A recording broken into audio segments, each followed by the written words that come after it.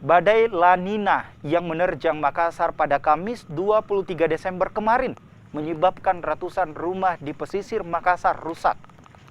Dari data BPBD Makassar, ada 4 kecamatan yang paling parah terdampak cuaca buruk, masing-masing Kecamatan Ujung Tanah, Kecamatan Makassar, Kecamatan Bontoala, dan Kecamatan Talo.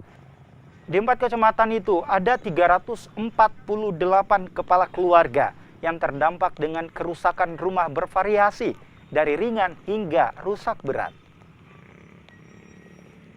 Menurut catatan kami, warga yang terdampak di Kota Makassar akibat angin puting beliung ini dari jumlah rumah itu 261 dan jumlah kakak yang terdampak adalah 348 kakak.